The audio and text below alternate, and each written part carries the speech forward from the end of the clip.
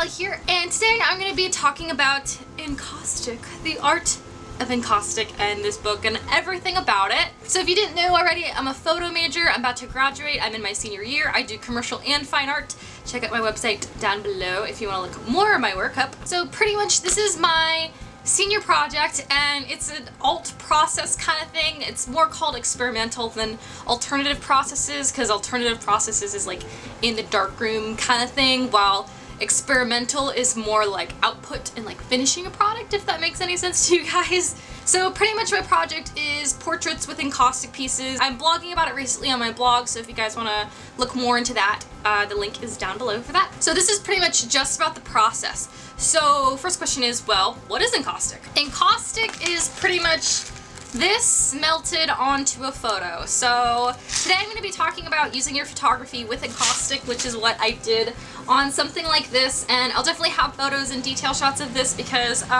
this is really cool and it's really fun. You just have to make sure that you are safe with these and not burning yourself or burning anything or breathing in toxic fumes. So there's two types of panels that I did with this. I did this one, which is a thicker wood block that I got from Home Depot.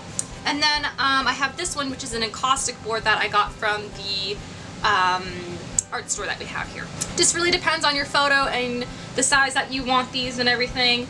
So let's get into the materials that you need. So I recommend more than anything this book. It is The Art of Encaustic Painting, Contemporary Expression in the Ancient Medium of Pigment Wax. I got this from Amazon. Shoshana White actually recommended this to me and my other really good friend in my class about getting this. This has so much information. Even though it says painting, it will clear up everything that you need to know just to do this for a photo. So make sure you do any kind of research first, even just some reading or anything like this. This was used, I think, was like really cheap, so it's really great and it tells you everything, even if you want to do painting eventually too. It's really cool. So just make sure you do your research first and, you know, see what you can and can't do, and prices, ranges, and everything like that, where to get everything. What else should you probably do? Also, just be aware that this stuff is toxic.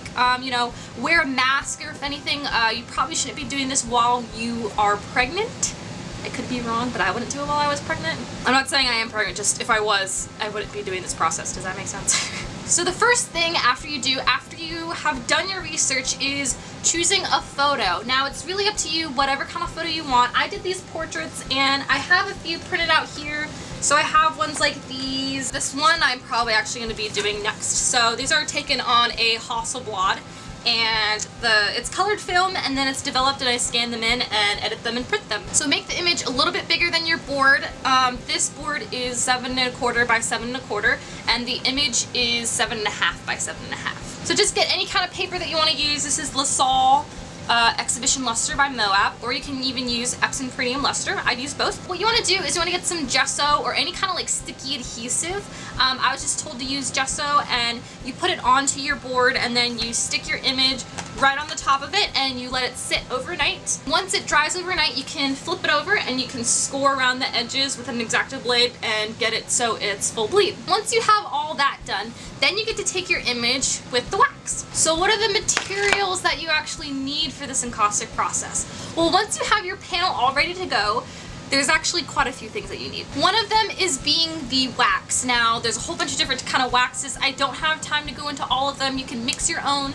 You can buy the certain kind of waxes, or you can just buy the bag by the R&F brand, and it's just called Encaustic Medium, Darman, and D-Resin that are mixed into here. And the pellets are easier to melt than the block is, if I'm not mistaken. Someone told me that. This is a 2-pound bag. I got this from Utrecht. I think it was $50. Then I'm a little crazy and I got a 5-pound bag. Don't judge me.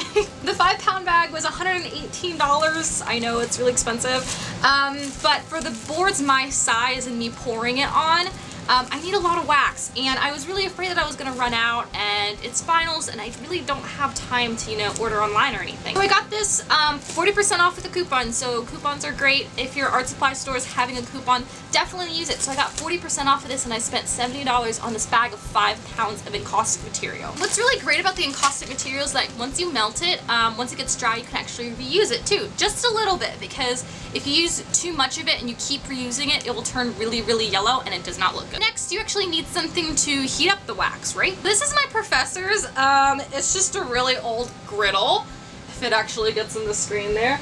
And he said just go to Goodwill, but you know, he saved me $30, or you can just buy a new one or anything. Just buy one if you already have one or something like that, but save me $30, but because these are normally $30 at Target. Just as a little extra, this is something you don't have to get, but I found it very useful. It's just a surface thermometer, and this just tells you how hot your surface is, because sometimes the dials aren't that accurate for the griddles, especially if it's a little older, if you get it used. You don't know if exactly what the degree temperature is for that, so I just got this just in case. Then you need something to actually put your wax in. Now, the R&F brand does sell these little baby cups and everything like that, but honestly, they're kind of expensive, so I just got a tin pan that, you know, you use banana bread or anything like that for, and this was like $4.99. It was really cheap, and this has some used encaustic in it. I just melted it all and just put it in there so I can use it for the next time. So then once you have your wax in here and it's melted, it's going to be super clear, super liquidy. Then you get your panel, and then you have to actually have a surface for it to catch all the wax. And what I use are these cookie sheets. I have 3 of these. I think these are about $4.99 also. Anything like that. These are the Room Essential brands from Target, so it's not that expensive at all. So what you do is when you have your board with your image on it, you can place it on here, and then once the wax is melted, you're gonna have a mitt or something on your hand, because these do get really hot. I normally just use a towel, and so you get that, and then you just pour it on, and I kind of start in the middle, and then I kind of go outwards, and just to make sure that it gets all over it. And from pictures that you will see on my blog and everything like that, you'll see it will go all the way around the wood, and that's good. Then once that's all dry and everything, you just cut out your image with an Exacto blade. Now, anything that you need to actually maneuver the wax and put it in a certain place, a heat gun is really, really, really important. This gives you full control of melting the wax and being able to manipulate it, even if you just want to have a little part that's a little thinner, that's not as foggy, that's a little more in focus. It makes a huge difference. This was just $20 on Amazon, and this is the Wagner brand. So this just has on, low, and high settings. You don't need anything too expensive. Some people use blowtorches. Don't do that. I mean, you can, and only if you're like really experienced. Other tools besides that, I got this new brush, which is something with the natural hairs. I don't know. I got this really cheap brush, and the bristles started burning off. So, and the wax isn't being cleaned. There's like something you need to get to like clean the wax off, and it's expensive, and I don't want to buy it. But I got this brush, and it's just a BFC brush. Yeah, brushes are really great because you can take your heat gun and you can soften the wax, and then you can go in with your paintbrush. So you'll be like this, and then you can go in. So you have to go like this because you don't want to burn anything, so you got to go in a circular motion, and your paintbrush you can scrape away like whichever detail you want to bring up. Another really great tool to use is just a plastic knife. This is my best friend. Like, I have so much plastic silverware for living in the dorm, so I just use this, and it doesn't melt with the heat gun, it doesn't melt with the wax, and it's really easy to clean. I'm not sure why these don't melt, but this just works for me really great. Other tools is a really old Exacto knife. This thing has saved my life because I just bought a new one and it's expensive, and this is mine from freshman year. I don't need it to be that expensive. I just need one that I really don't care about getting wax all over. Little things like an extension cord and just a hand towel are really great also. The only other thing that I have to add for this process is when you get your board, uh-oh, there's a hole in this. How does that happen? Ew, is there a bug in my wood? Oh, I'm gonna be pissed. Anyways, so when you get your wood, I got mine from Home Depot. It was $10, and I got 9 pieces for the 7 1/4 size.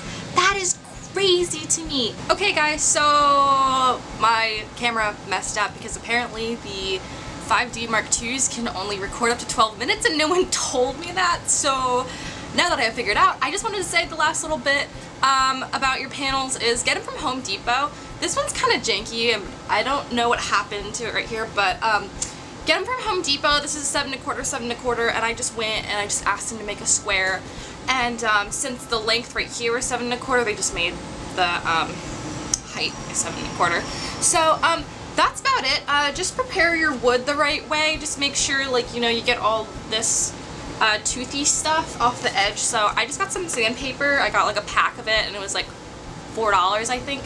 And just sand it around all the edges and on your surface and everything. So it will look great. Besides that, I think all I mentioned was an extension cord, but that's like pretty obvious. I mean, you need plugs and extension cords for everything, so I thought that was pretty self-explanatory. But that's about it. I hope all you guys have fun with this process. It's really, really great. It can be expensive, but it's really cool, and I'm really falling in love with it, so hopefully I get an egg on my senior project. If you do have any comments, questions, hit me up on social media. Comment down below, check out my blog, because I've actually been talking about encaustic a lot on my blog recently.